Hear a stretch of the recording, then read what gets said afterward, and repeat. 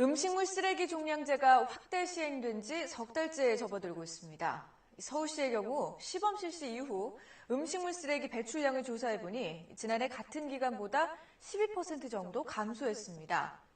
하지만 실제로 배출되는 쓰레기 양이 줄었는지는 의문인데요. 여전히 종량제로 인한 각종 불편이 해결되지 않고 있기 때문입니다. 먼저 우한울 기자입니다. 한 상점에서 음식물 종량제 봉투를 파는지 물었습니다. 여기 일대 다 안 팔 거예요. 영수업체니까 돈이 많지가 않잖아요. 목돈 나가고 푼돈 들어온다고 생각하니까. 한 번에 뺄 때는 목돈이 들어가요. 그렇죠. 한참을 가 다른 곳에서 찾은 종량제 봉투. 하지만 가장 작은 게 2리터입니다. 1, 2인 가구가 채우려면 며칠씩 걸리는 크기입니다. 커니까 여름 같은 경우에는 찰 때까지 기다리다 보면 날파리도 생기고 이제 좀 저기 하면 냄새도 나고. 구매와 사용이 불편한 데다 비용도 적잖이 들자 아예 다른 방법을 택하는 집이 생기고 있습니다. 음식물 쓰레기를 기계로 갈아 하수관에 버리는 겁니다. 문제는 대부분이 불법이라는 점. 정부 승인 제품과 배출 방식이 다릅니다. 정부 승인을 받은 오물 분쇄기에서는 고형물 대부분이 이렇게 회수되고 나머지 20%만 하수관으로 흘러 들어갑니다. 불법 제품은 모든 배출물을 하수관으로 내버립니다. 하수도법 위반으로 자칫 관이 막힐 수도 있습니다. 이들 제품은 특히 종량제 시행 이후 판매가 급등하고 있습니다. 판매 사용 한자만 이제 처벌할 수 있도록 되어 있기 때문에 업계점에서 그런 제조 회사라든가 이런 걸 관리하는 게 가장 좋은 것 같아요. 홍보하고 방수 지속적으로 하고 있습니다.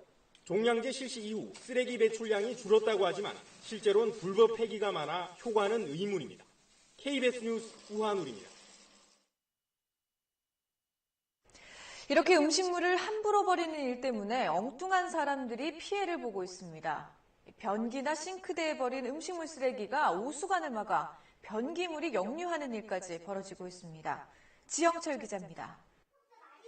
아파트 3층 집안에 들어서자 악취가 코를 찌릅니다. 변기물이 역류해 화장실은 오물천지가 됐습니다. 오물이 또 쏟아져 나올까봐 변기를 천으로 덮어놓았습니다. 변기에서 정말 왜 도로에서 물 막히면 물이 확 나오듯이 인분이 그냥 뛰쳐나오는 거예요. 역류한 오수를 보니 미나리나 포도 껍질 같은 음식물 쓰레기가 잔뜩 섞여 있습니다. 위층 주민들 가운데 누군가가 변기에 음식물 쓰레기를 버린 겁니다. 하수실에 버렸겠어요. 1층에서 내려오는 거잖아요.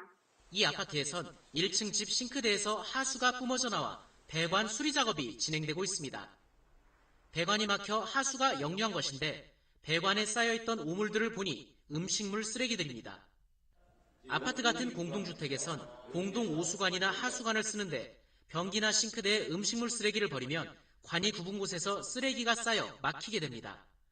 이런 상태에서 물이 내려오면 관이 막힌 곳에서 가까운 층부터 오수 등이 역류하는 겁니다. 8월 1일 이후부터 이게 실시됐잖아요. 그러니까 그때부터 아마 이렇게 누적되어 있었던 것 같아요. 음식물 쓰레기로 배관이 막히면 더 큰 일이 벌어질 수도 있습니다.